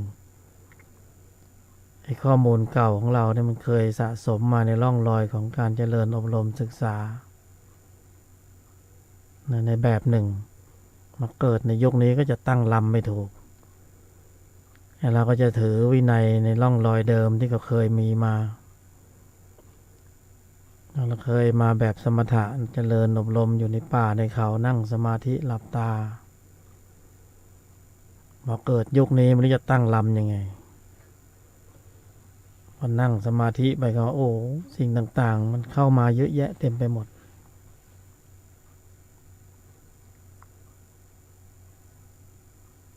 มีเวลาเซตโปรแกรมของมรรคเข้าไปในใจเนี่ยมันต้องทันสถานการณ์โลกยุคนี้เขาใช้สื่อสารทางอินเทอร์เน็ตธรรมะอยู่ในอินเทอร์เน็ตเต็มไปหมดอยากรู้อะไรก็ถาม Google ก็ได้ข้อมูลออกมาเรียกว่าพระไตรปิฎกเคลื่อนที่ไปทั่วโลกจะได้ข้อมูลอะไรก็ออกมาทันทีแต่พอศึกษาทำความเข้าใจสุดท้ายการปรุงจิตการบริหารจิตก็หนีไม่พ้นเราต้องปรุงเองบริหารเองแต่ไม่ใช่ว่าเราคลิกไปแล้วได้ข้อมูลในอินเทอร์เน็ตต่างๆได้ความรู้มากมายศึกษาทำความเข้าใจแล้วมันจะได้กำลังของจิตในระดับที่เคลื่อนออกจากวัฏฏะเลยมันก็ไม่เราจะต้องมาทำการบริหารทำการผสมสูตรทำการปรุงให้กำลังของมรรคมีองค์ประกอบพร้อมมูลองค์ประกอบพร้อมมูลเราจะทำยังไงด้วยอุบายวิธีอย่างไรเราศึกษามาก็มากองค์ความรู้ก็มากแต่ว่าการปรุงเนี่ยเราปรุงอย่างไรด้วยอุบายวิธีอย่างไรมันก็จะเป็นความหลากหลายในสังคมปัจจุบันรายการนี้ก็นำเสนออุบายวิธีเพียงอย่างหนึ่งแต่ไม่ได้เหมือนซ้ำกับรายการอื่นหรือที่อื่นเราใช้สูตรสำเร็จเคล็ดวิชาที่ไม่ลับแต่เราศรัทธาเชื่อมั่นว่าอุบายวิธีอย่างนี้ถ้าได้กำหนดหมายแล้วเริ่มต้นในปฐมกาลแล้วตำรับตำราที่เราอ่านมาในบัญญัติต่างๆแต่นี่คือสถานการณ์สภาวะจริงที่อุบายวิธีได้กำหนดหมายเริ่มต้นทำให้กระบวนการของจิตที่มีองค์ประกอบนั้นเข้ามาประชุมรวมพร้อมกันผสมกันมิกเซอร์กันรวมกันเป็นหนึ่ง และกำเนิดกำลังอันมหาศาลเราศรัทธาเชื่อมั่นถ้ามีวิธีการที่สมบูรณ์กว่านี้ดีกว่านี้เราก็ยินดีน้อมรับที่จะไปศึกษาแต่วันนี้สภาพสังคมปัจจุบันเป็นอย่างนี้สถานการณ์มันเพราะบ่มให้เราต้องได้มีโอกาสในการปรุงอุบายวิธีอย่างนี้เราก็ต้องปรุงอย่างนี้มาในร่องรอยนี้ก็ต้องนำเสนออย่างนี้นำเสนออย่างอื่นก็ไม่เป็นนำเสนออย่างนี้เป็นนักวิทยาศาสตร์เนี่ยเขาผสมสูตรให้ได้สารต่างๆกำเนิดเป็นพลังงานอะตอมอะแตมอะไรไม่รู้ละเราไม่ได้เรียนฟิสิกส์แต่เขาผสมมันเป็นสูตรของสารหรือวัตถุที่ละเอียดแต่การผสมองค์รวมของจิตเนี่ยยังไม่มีใครผสมได้สำเร็จเยี่ยงอย่างองค์สมเด็จสัมมาสัมพุทธเจ้าทรงกำเนิดโปรแกรมของมรรคให้กำลังของจิตที่มีองค์ประกอบในระดับชั้นนี้เนี่ยมารวมตนกันถ้ารวมตนได้ก็กำเนิดกำลังมหาศาลความมหาศาลตรงนั้นคือได้ปัญญาได้ฌานได้ปัญญาได้ญาณซึ่งเป็นสิ่งที่มหัศจรรย์มากๆเทคโนโลยีต่างๆทุกวันได้จากการผสมหรือการค้นพบของอัลเบิร์ตไอน์สไตน์สูตรปรมาณูและกำเนิดกำลังของพลังงานอันมหาศาลใช้ประโยชน์ได้มากมายเป็นพรหมวิหารแต่ความสุดยอดยังไม่ถึงที่สุดเพราะที่สุดต้องอย่างนี้การผสมลงตนของจิตเอาจิตในระดับชั้นแนวหน้าขนาดที่ว่ามนุษย์ทั่วไปนี่ก็เก่งเอาจิตที่มันเป็นอกุศลและจิตเนี่ยสร้างอุบายวิธีไงไม่รู้ไม่ต้องสร้างเล่ห์เหลี่ยมเพทุบายแล้วกันแล้วก็เอาจิตทั้งหลายเหล่านั้นนะจะรู้สึกตนหรือไม่รู้สึกตัวไม่รู้ละจิตเหล่านี้มันก็มารวมตัวกันด้วยอำนาจการของมันก็ผลักดันให้เกิดพฤติกรรมการแสดงออกกำเนิดกำลังของกันใช่พังเป็นแถบๆเหมือนกันเวลาเพราะนั้นคนโกรธคนครั้งหนึ่งนี่มันไม่ใช่มีจิตโกรธตัวเดียวเรามีเวลาไปศึกษาพระพิธรรมกับพระอาจารย์เราจะได้เห็นว่าองค์ประกอบตัวประกอบของมันเนี่ยใช้คำว่าองค์ก็ไม่ได้ไปให้เกียรติมันเยอะเกินไปตัวประกอบของมันเนี่ยมีหลายตัวของเจตสิกที่มาผสมรวมตัวกันแล้วมันกำเนิดเป็นกำลังทำให้เกิดพลังงานในการผลักดันระบบคิดพูดทำเป็นไงนี่ชั้นใดชั้นนั้นเหมือนกันนี่ตนภายในเรามีองค์ความรู้เราไม่ผสมไอ้ตัวให้มันจนเกินไปแบบนั้นแล้วเพราะเคยปรุงแล้วเคยทดลองผสมแล้วพังเป็นแถบๆเหมือนกันใช่ไหมพังเป็นแถบๆเหมือนกันย่ำแย่ไปเลยนะบางคนถึงขั้นติดคุกติดตารางเลยแต่ว่าเรารู้แต่ว่ากุศลธรรมกุศลจิตเหล่านี้ถ้ามีอุบายวิธีอันแยบคายเนี่ยผสมเหมือนกันแต่ว่าเป็นกำลังของจิตในระดับชั้นที่เป็นผู้ดีจิตที่เป็นผู้ดีก็มีนะจิตที่ไม่ดีก็มีจิตนรกจิตเปรตจิตอสุรกายจิตเดรัจฉานแต่ว่าชั้นนี้ผสมจิตผู้ดีนะจิตศรัทธาความเพียรจิตสมาธิจิตปัญญาพวกนี้ใช้อุบายวิธีโดยแยบคายจิตเหล่านี้มาผสมรวมกันเป็นหนึ่งองค์ใดองค์หนึ่งไม่พอไม่มีกำลังพอผสมรวมเป็นหนึ่งเนี่ยเขาก็เข้าไปสู่ระบบควบคุมการแสดงออกที่ดีก็ผลักดันให้เกิดพฤติกรรมการแสดงออกพอมีกำลังมากขึ้นก็กำเนิดเป็นจะว่าพลังงานก็ได้ก็คือฌานก็คือปัญญาก็คือญาณเนี่ยกำเนิดกำลังเราถ้าผสมกำลังจิตเหล่านี้ได้บ่อยๆในสถานการณ์เพราะบ่มมากที่มากแห่งพละเราก็แข็งแกร่งแข็งแรงหนีไม่พ้นแข็งแกร่งแข็งแรงแยกแยะล้วงลึกถอดถอนนั้นมีกำลังก็เกิดเป็นสภาวะญาณต่างๆเป็นสภาวะญาณต่างๆ จะแยกรูปแยกนามอะไรก็แยกกันไปจะเห็นโน่นเห็นนี่จะนะเห็นการเกิดตายมีบุพเพมีจูตุมีจิตตาอะไรก็เป็นอยู่ในวิสัยที่สามารถลำดับดำเนินเจริญได้ปรากฏเกิดขึ้นได้ทำไมนรกเปรตอสุรกายเดรัจฉานสร้างได้ปรุงขึ้นมันได้ฝั่งตรงข้ามที่มันพิเศษกว่านี้ทำไมจะปรุงไม่ได้เราแค่เปลี่ยนวิธีคิดเปลี่ยนทิฏฐิเปลี่ยนอุบายวิธีนะจากเล่ห์เหลี่ยมเพทุบายก็เป็นอุบายวิธีโดยแยบคายเพราะนั้นอย่าไปใช้เล่ห์ใช้เหลี่ยมมากนะเล่ห์เหลี่ยมเพทุบายก็เป็นวัฒนธรรมของนรกเปรตอสุรกายเดรัจฉานนะอุบายวิธีอันแยบคายเป็นวัฒนธรรมที่ไปสู่ความสมบูรณ์พร้อมของกุศลของพระอริยะท่านใช้อุบายวิธีความหมายคือบริหารการแสดงออกคือสุดยอดนะบริหารในภายในบริหารเพื่อให้ได้กำลังจิตเมื่อจิตเหล่านี้มาผสมรวมตนเป็นหนึ่งกำเนิดกำลังนะเป็นพลังงานนั้นยิ่งใหญ่ปรากฏเกิดขึ้นได้ในยุคสมัยที่มีกายมนุษย์นะไม่มีใครปรุงได้แต่เราพร้อมจะปรุงเราก็ปรุงนะภูมิอื่นภพอื่นร่างกายอื่นปรุงไม่ได้นอกจากกายมนุษย์สมบูรณ์ที่สุดเพราะฉะนั้นการดำเนินในธุรธรรมเนี่ยในแต่ละวันเนี่ยความหลากหลายของวิธีการปฏิบัติในสังคมปัจจุบันมันก็ดึงดูดกันไปพอสมควรเหมือนกันแต่ถ้าเราเข้าหลักการแนวทางนี้ได้อะไรก็ดึงดูดไม่ได้ที่ดึงดูดไม่ได้เพราะว่าเราเข้าใจเขาหมด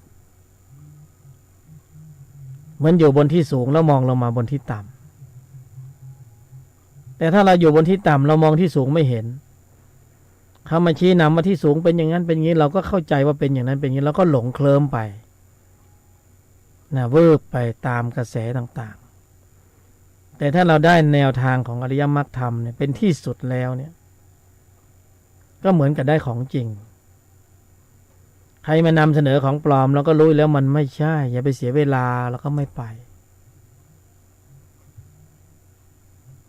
เราจะได้ไม่ต้องลองผิดลองถูกจนเกินไปแล้วเสียเวลาเนิ่นช้าที่สิ่งที่มีจริงเป็นจริงนี่มันมีอยู่ในใจเราอยู่แล้วถ้าเรายิ่งไปแสวงหาภายนอกเราก็วิ่งวนไปเราก็ไม่เจอวันนี้ในภายในมันมีอยู่มีของดีเราเซตกำลังของนี้แค่มันกำเนิดกำลังขึ้นมาตามอุบายวิธีอันแยบคายด้วยเหตุด้วยปัจจัยแค่นั้นคำตอบอยู่ในนั้นหมดไม่ต้องเหนื่อยวิ่งไปไกลนะด้วยพากายเนื้อไปที่นู่นที่นี่เราใช้อุบายวิธีกำหนดหมายอยู่เนี่ยเข้าระบบพอเข้าระบบปุ๊บทุกอย่างแวดล้อมก็จะสามารถเป็นอุปกรณ์และเป็นเครื่องฝึกเนี่ยเมื่อดำเนินได้ในระดับหนึ่งก็จะเห็นอาการของจิตภายในว่าภาระที่โตขึ้นเนี่ยมีอานิสงส์ขนาดนี้ในขณะที่ฝ่ายตรงข้ามที่เคยใช้เดี๋ยวนี้ลดปริมาณลงเมื่อก่อนนี่มันมีลักษณะแบบว่าต้องใช้ให้ได้อย่างเงี้ยโทสะนะต้องปรุงขึ้นมาให้ได้ไม่ปรุงไม่ได้ต่อไปพละห้ามีกำลังแข็งแรงจิตในฝ่ายวัตตะโลภะจิตโทสะจิตโมหะจิตมันจ่อคิวจะขึ้นสู่วิถีจิตก็ไม่ปรุงก็ได้ไม่ปรุงเลยบังคับควบคุมมันได้แต่นะกว่าจะเอามันอยู่ก็ไม่ไหวเหมือนกันบางคนมันขึ้นมาจ่อตรงนะมันขึ้นมาแล้วขึ้นอยู่ในใจแล้วมันจ่อหลุดเตรียมจะหลุดปากอยู่แล้วถ้าเบรกอาการตรงนั้นได้ก็ได้กำลังของบารมีสูงแต่เบรกไม่อยู่พอเบรกไม่อยู่ก็หลุดออกมาทางวาจามันก็จู้จี้ขี้บ่นชุนเฉียวเกี้ยวกาดขาดความเมตตาหลุดออกมาเป็นช็อตถ้าหลุดออกมาอย่างนี้ก็เท่ากับว่าจิตเหล่านี้มันกินอาหารเพิ่มเพราะมันได้สนองอารมณ์มันพอได้สนองอารมณ์ก็เหมือนมันกินอาหารได้อาหารมันก็แก่กล้าโตขึ้นตำรับ อัตตาตัวกูก็แก่กล้าขึ้นตามลำดับพอมันแก่กล้ามากขึ้นก็จะพาให้แย่เอา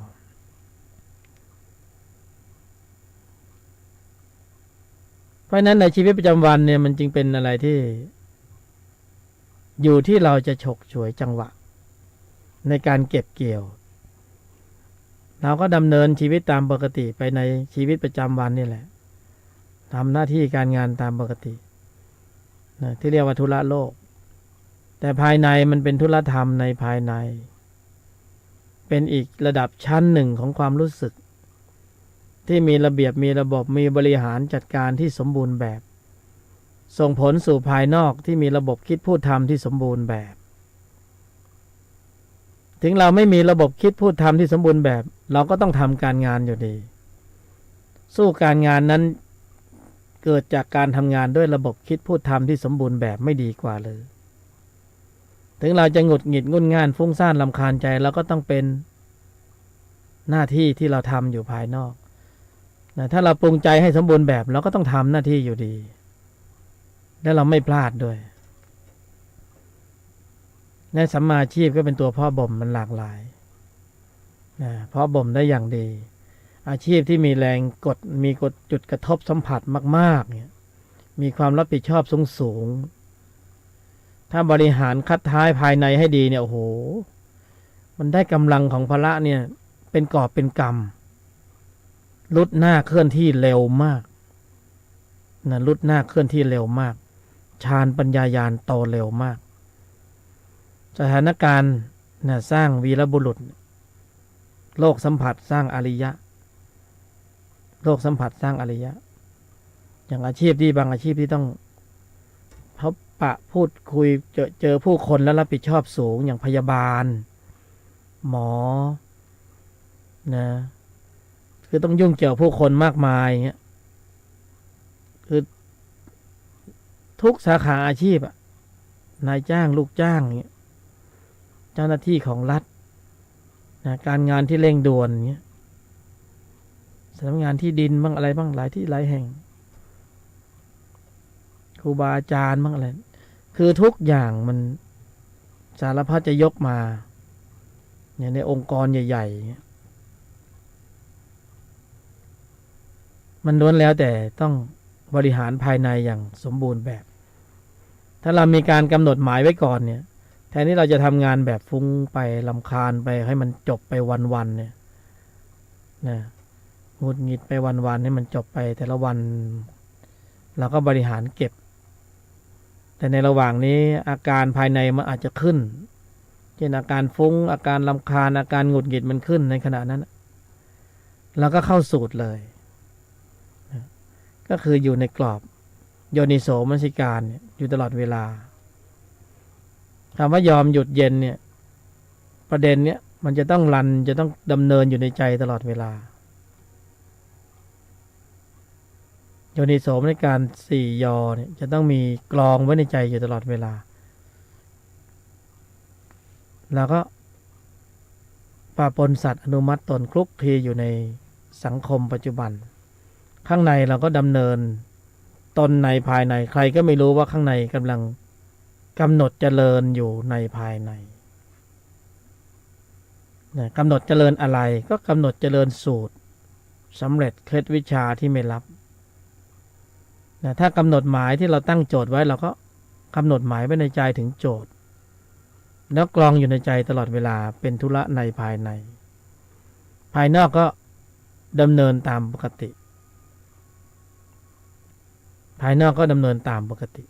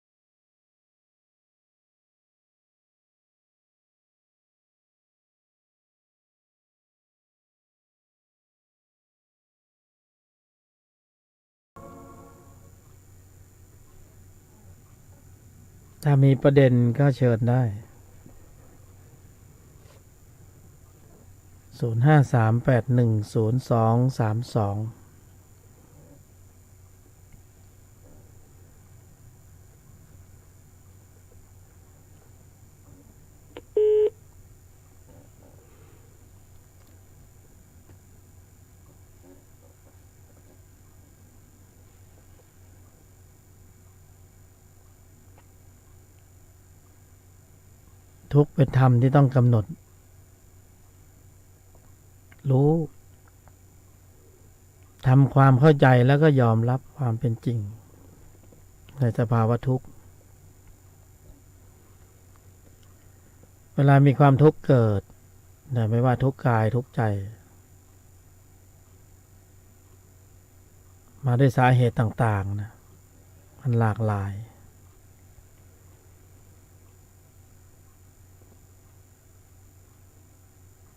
ก็กำหนดรู้ทำความเข้าใจแล้วก็ยอมรับความเป็นจริงของมันก็ถือเป็นยอตัวที่หนึ่งตัวที่สองก็คือยอมรับความเป็นจริงในสภาวะทุกข์ยอมนี่ในสถานการณ์ต่างๆยอมเพื่อที่จะลดอัตตาปลดทิฏฐิเมื่อยอมได้ก็ต้องหยุดได้หยุดในการดำเนินหรือหยุดชะลอการแสดงออกถ้าหยุดก็เป็นลักษณะของสมุทัยสมุทัยสัตว์ก็คือหยุดเหตุปัจจัยของการแสดงออกที่ไม่สำรวมเวลากระทบแล้วตาเห็นรูปหูได้ยินเสียงถ้ามันเฟื่อนต่อความรู้สึกเสียหน้าเสียราคาเสียผลประโยชน์ถ้าเราไม่หยุดก็เข้าระบบเดิมพอเราหยุดได้ก็ขึ้นสู่ระบบมรรคแต่ระหว่างขึ้นสู่ระบบมรรคนี่เราต้องเสียผลประโยชน์แน่เสียหน้าเสียราคาเสียผลประโยชน์เสียความรู้สึกแต่เพื่อการดำเนินของธุรธรรมให้พึงผลเนี่ยเราก็หยุดยอมรับความเป็นจริงหยุดก็คือสมุทัยสัตว์คือการแสดงออกที่ไม่สำรวมมันก็ไม่เกิดถ้าการแสดงออกมันผุดออกมาปรากฏออกมามันไม่สำรวมแน่ละความคิดการทำคำพูดมันออกก็เข้าสู่ระบบเดิมวงจรของวัฏจักรจิตเดิมแต่หยุดนี่ก็เป็นสมุทัยสัตว์อาการในการปรุงและการผลักดันของกิเลสในภายในตัณหาอุปาทานต่างๆก็ไม่สามารถจะมาครอบงำและผลักดันให้เราตกอยู่ใต้อำนาจการของมันเมื่อไม่ตกอยู่ใต้อำนาจการมันเราก็เย็นสบายแต่เย็นแต่ลึกๆก็คืออาจจะต้องเสียผลประโยชน์โลกเจ็บปวดนิดหน่อยแต่ว่าข้างในมันเย็นแลกกันมันไม่แลกไม่ได้เราต้องยอมแลกเพราะฉะนั้นมันไม่ได้มาด้วยความสวยหรูหรือปูด้วยดอกกุหลาบไม่มีทุกคนผ่านกระบวนการที่พอสมควรกันทั้งนั้นเชิญครับเชิญอาจารย์พูดมาตั้ง105 นาทีแล้วนะอาจารย์แต่ตอนนี้เหลือเวลาแค่15 นาทีจะหมดเวลาแล้วเนาะก็รอพวกเราเปิดประเด็นนะแล้วอาจารย์อันนี้อุปเป็นอาจารย์ได้ยินเสียงก่อหาได้ยินชัดเจนครับชัดเจนแต่ว่ามันเข้าสายมาแวบเข้ามานิดหายไปหน่อยแวบเข้ามาแล้วก็สายพิวเป็นสื่อที่จริงที่ว่าสายมันเสียมันบัดใจนะอาจารย์ที่จริงฮู้ก็ว่ามันเป็นเครื่องโทรศัพท์นี่แหละโทรศัพท์พอใช้เป็นมันมือมันเสื่อมพอเสื่อมแค่นี้นะถ้าบังเอิญคนที่โทรเข้ามาในเครื่องนี้มันเสื่อมมันก็เป็นระบบนี้สื่อสารในข้างเดียวครับเปลี่ยนเครื่องใหม่เราก็ไปยุ่งกับสายมันเลยนะ232นี่เหมือนเดิมอยู่ จริงๆเปลี่ยนเครื่องใหม่แค่นั้นเองทุกอย่างจะแจ๋วเลยก็เอามาเปลี่ยนให้หน่อยถ้ามีเวลาถ้ามีไปได้จะเปลี่ยนให้หน่อยใกล้ๆแล้วเราไปซื้อ490ก็ได้590 690ก็ใช้ได้หลายปีแล้วนะครับผมก็พยายามซ่อยราคา1,000 กว่าบาทมันบ่มีอาจารย์ถ้ามันมีใช้ได้อาจจะเป็น20 ปีก็ได้มันเอาราคาถูกมาขายจะได้ล่วงหน้ามันราคาถูกจะได้ขายง่ายๆอาจารย์ครับ แต่ก่อนเนี่ยไปซื้อแค่พาสเซจนะราคาเป็นหลายปันเดี๋ยวนี้มันพยายามทำราคาถูกจะซื้อดีๆยอมจ่ายสตังค์นักมันบ่มีให้ซื้ออะเนี่ยไปซื้อเครื่องซีดีมาอาจารย์เรื่องธันวาคมที่ผ่านมาวันที่22เนี่ยเดี๋ยวนี้ผ่านไปได้เพียงบ่กี่เดือนยังเต็มปีแล้วมันทำค่าจะเสียละ2,700 บาทเลยนะมันช่วยอย่างเงี้ยบอกมีดีกว่านี้ก็4-5 พัน6 พันก็เอาอยู่มันบ่มีแล้วเยอะใดมันน่ะเนาะแล้วก็จำเป็นจำใจแก้เหงาไปทีนี้นะเอาเป็นสิ่งที่มันวางได้มันบ่มีก็จำเป็นต้องยอมแต่มันน่าเสียใจว่าที่ลงหนังสือพิมพ์อายุแค่16 ปีแล้วเป็นขอสตางค์แม่ซื้อมือถือแล้วแม่บอกให้ซื้อเพราะว่ามันมีของอันเก่าใช้ได้ดีอยู่แล้วเนาะแต่มาเจ้าของใหม่แค่นี้เองนะไร้สาระเหลือเกินแขวนคอตายเลยวิเคราะห์วิจัยได้ก่อนอาจารย์ว่าเป็นเพราะอะไรอย่างวะเนี่ยอะไรเหรอไอ้ที่อายุ16 ปีโทรศัพท์มือถือที่จะขออันใหม่จากแม่บื้อมันแล้วมันฆ่าตัวตายการแขวนคอเนี่ยอ๋อมันเป็นวัฒนธรรมของจิตเดิมที่มีร่องรอยว่ามันเป็นเรื่องเล็กน้อยเหลือเกินนะถ้าคือสมมติว่าเปิ้ลใช้คำว่าผิดหวังอกหักหมดเนื้อหมดตัวโดนเปิ้ลช่อโกงอันนี้เคยเจอปัญหาแบบนี้มาแล้วก็เข้าใจอยู่ว่าถึงจะคุณกู้ไปมองว่าเป็นเรื่องไร้สาระแต่ถ้าใครบ่โดนก็ไม่ใครบ่โดนก็บอกฮู้เนาะไม่โดนไม่รู้ละแต่พอโดนนี่คือเหตุผลที่ต้องเจริญอบรมศึกษาธรรมะให้บ่อยๆหรือว่าถ้าเป็นไปได้เรื่องเจริญสติปัญญาดีจัดนักเลยถ้าพ่อแม่เป็นไปได้ควรจะทำเป็นตัวอย่างที่ลูกได้เห็นนอนแล้วก็สอนลูกมันต้องเพาะบ่มกันมาพอสมควรนะก็อยากจะฝากความเห็นตรงนี้ไว้ได้ทำไมว่าคนฟังรายการธรรมะมันมีน้อยหน่อยอาจารย์อู้มาก็100 กว่านาทียังบอกมีใครโทรเข้ามาเนี่ยมันก็น่าว่าถ้าโทรเข้ามามีคนฟังอยู่ขอฝากไว้หน่อยเพราะว่าถ้าเจ้าตัวอยากจะให้ลูกเหมือนได้ทำวิธีสั้นคิดสั้นแบบนี้ก็มันทำตัวอย่างให้ลูกได้หันก็คือการเจริญสติเอาขั้นง่ายๆก่อนก็ได้แล้วค่อยประพฤติไปเรื่องยากๆแล้วให้ลูกได้หันเป็นตัวอย่างเนี่ยเนาะให้ลูกได้เจริญตามแม่ตามพ่อไปเนี่ยแล้วกรณีที่จะฆ่าตัวตายง่ายๆมันไม่ได้เกิดขึ้นตัวโรคผีบ้าหรือพันธุกรรมผีบ้ามันกระจายไปทั่วบ้านทั่วเมืองอาจารย์เดี๋ยวนี้ขัดใจน้อยเดียวกับฆ่ามันฆ่าแฟนฆ่ามันประจายฆ่าไม่ยิงก็ได้ไม่ยิงฆ่าประจายก็ได้ด้วยเลือดสาเหตุนิดเดียวหวงกันน้อยเดียวเหตุผลมันบางเบาเหลือเกินนะอันที่บริภัยหู้เลยก็คือพันธุกรรมผีบ้านี่แหละมันโยงมันยาวอาจารย์ยิ่งนับมันก็ยิ่งนับขึ้นเรื่อยๆแล้วเพราะฉะนั้นวันข้างหน้ามันจะยิ่งกว่านี้นะมันไม่มีวัคซีนสำหรับฉีดเพื่อป้องกันระบบควบคุมการแสดงออกที่ล้มเหลวมันมีพันธุกรรมผีบ้าแล้วเราเจริญสติไปเรื่อยๆมันคุมได้หลักของพุทธธรรมสุดยอดเลยธุรกิจตรงนี้อาจารย์แปลงเป็นธุรธรรมเนี่ยเนาะธุรกิจตัวนี้เข้ามาใช้นะ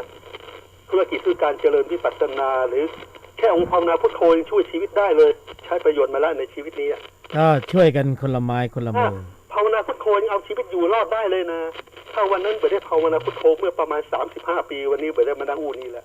ตายไปแล้วเพราะมีกองเชียร์บอกไปแขวนคอตายได้แล้วไปกินยาตายได้แล้วก็ไม่สมเหตุผลเลยเวลานั้นกำลังทุกข์ใจอยู่ปัญญาดับวูบเลยอาจารย์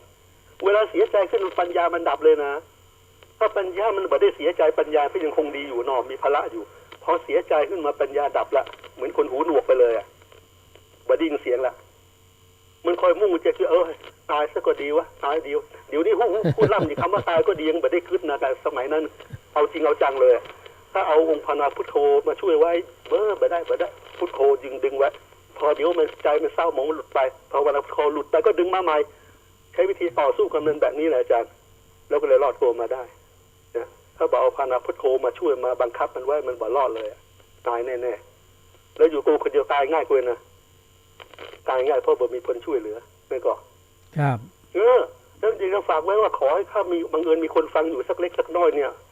บ่ได้เป็นพันเป็นหมื่นบ่ได้เป็นร้อยเป็น10เป็น1,000ก็ยังดี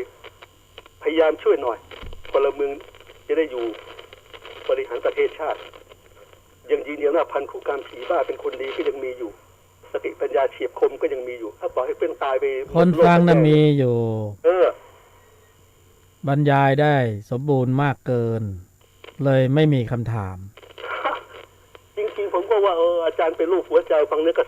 สะดุ้งสะเทือนว่าอู้ให้ตลกสักหน่อยว่าตัวเองเป็นโรคหางปอดก็คิดว่าอยู่ไม่นานแล้วนะก็ขอให้อาจารย์อยู่ก่อนให้ผมตายไปก่อนอาจารย์เนาะแล้วจะได้ไปเกิดใหม่เกิดเป็นคนดีอย่างอาจารย์นี่แหละ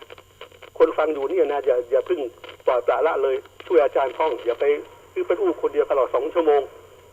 นอกคนฟังคู่ไปนอกที่ฟังอยู่เนี่ยนะโอกาสหน้าโคเข้ามาหน่อย เวลานี้หรือเวลาหยุดน้อยเดียวละคนจะเข้ามาจะอู้ได้บักอีวลีนี่แหละคือสมบูรณ์ด้วยเหตุผลเสียดายว่าอาจารย์อายุก็ยังเหมือนนักสมบูรณ์ด้วยเหตุผลก็เลยไม่มีคำถามที่จริงถ้าเหตุผลมันมียิ่งจะซักใหญ่เลยว่าเหตุผลอันนี้นะมันจะใช้แบบไหนแล้วก็สมควรจะแจกจ่ายให้กับบุคคลประเภทใดเพราะบางคนมันรับเหตุผลไปได้เขาไม่ทันได้ถามแล้วเขาว่ามีก็เลยบรรยายให้คำตอบไปก่อนแล้วเขาว่ามีเหตุผลมันว่าบ่มีหรือว่าได้เถียงกับมันมาได้เลยนะบ่อรักเลยล่ะบ่อรักหมู่เก้าเลยไปที่กิเลสที่เก้านี่คือกิเลสเนี่ยมันมีนักขนาดบ่อรักแต่เก้าเต็มบ้านเต็มเมืองเลยเพราะว่าน่าเสียใจเนาะพอเป็นยังบ่ต้องเสียใจละคือกำลังใจของเก่าคือกำลังใจคนอื่นตัวเนี่ยเนาะมุ่งมานะกันหน่อยสมบูรณ์อยู่กันไปประเมินก็ตายแล้วแต่กลายเป็นเดี๋ยวนี้คนอายุนั่งที่โลกกันนึงน่าสงสารก็เองจะโลกทำไมวะยิ่งแก่ก็คุณยิ่งใจดีสมัยก่อนเป็นอย่างนั้นนะแต่เดี๋ยวนี้สิ่งแวดล้อมมันเปลี่ยนไปความก้าวหน้าทำให้คนแก่เดี๋ยวนี้มีความสุขก็เลยพุ่งกลายเป็นคิดผิดไปเลยแก่เห็นแก่โตก็ใหญ่อย่างนั้นเลยเนาะเอาแบบคนรุ่นเดิมดีกว่าเพราะว่าใกล้จะลาจากสังขารใกล้จะลารับโลกแล้วนั่นก็สมบูรณ์ด้วยเหตุผลก็ขอให้เอาอาจารย์อยู่เป็นนานๆเนาะพยายามเนาะภาวนาช่วยเนาะอาจารย์เนาะไปตามการแข็งแรง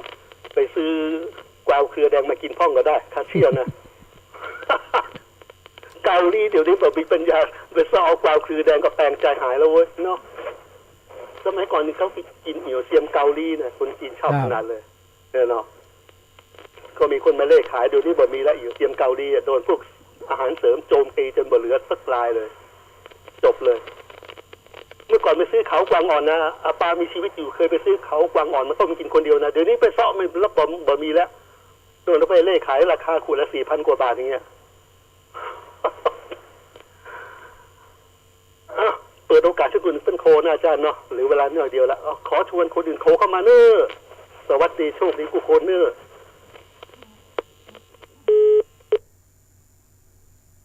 อนุโมทนา